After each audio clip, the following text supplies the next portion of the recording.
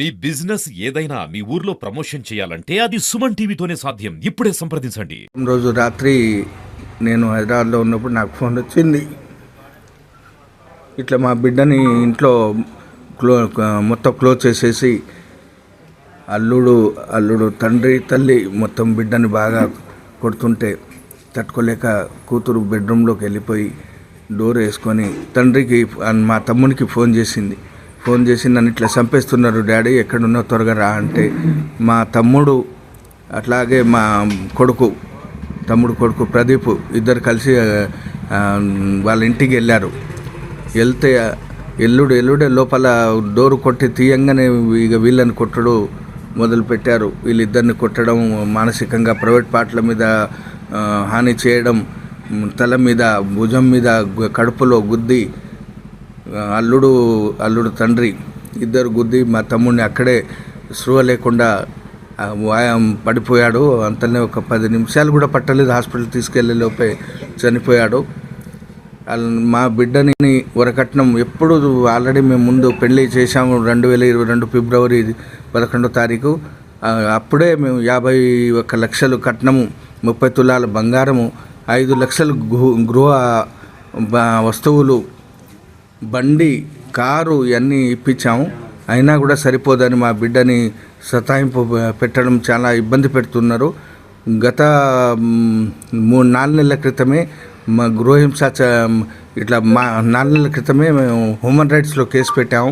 వీళ్ళ మీద యాక్షన్ తీసుకోమని పెడితే ఆ కేసులో ఆల్రెడీ వీళ్ళు ఇన్వాల్వ్ అయ్యి ఉన్నారు. అయినా కూడా ఒక 16 నెలల తర్వాత పంచాయతీ పెద్ద మనుషులు కూర్చొని డిసైడ్ చేసి 2 నెలలే అవుతుంది పంపించి, ఈ 2 నెలలు కూడా సుఖంగా ఉంచలేదు. ఈ 2 నెలల్లో దగ్గర ఒక 20 సార్లు కొట్టారు. అలాగే గత శనివారం రోజు కొట్టారు. ఇటువంటి నీచుడిని వేరే ఎవరికి జరగకుండా, మా బిడ్డ అన్యాయమైంది వేరే ఎవరికి జరగకుండా వీనికి పోలీసు వారు వీళ్ళకి కఠిన శిక్ష విధించాలి. వీళ్ళకి ఉరి శిక్ష తీయాలి. ఇద్దరిని వీళ్ళు బతికినా కూడా వేస్ట్ సొసైటీలో. వీళ్ళని బయట తీయవద్దు, జైలు నుంచి లోపలనే ఉంచేటట్టు చేయాలి.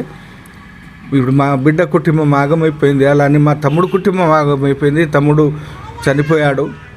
నాయక్, నేను లాలు నాయక్ బాబాయ్ కొడుకునైతే ఈ లహరి భర్త అతని మామైన సీతారాం నాయక్ని ప్రభుత్వమే తక్షణమే చర్యలు తీసుకొని వారి కుటుంబానికి రిమాండ్ చేయాలి తొందరగా.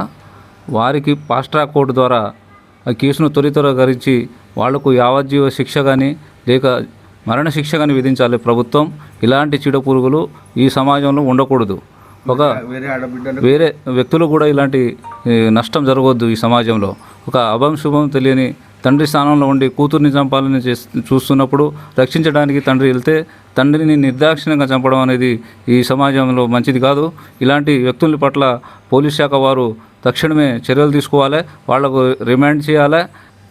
అట్లాగే పోలీస్ శాఖ వారు ఇది ఫాస్ట్ ట్రాక్ కోర్టుకి కేసుని రెఫర్ చేస్తే తక్షణమే సత్వరమే ఈ కుటుంబానికి న్యాయం జరుగుతుంది.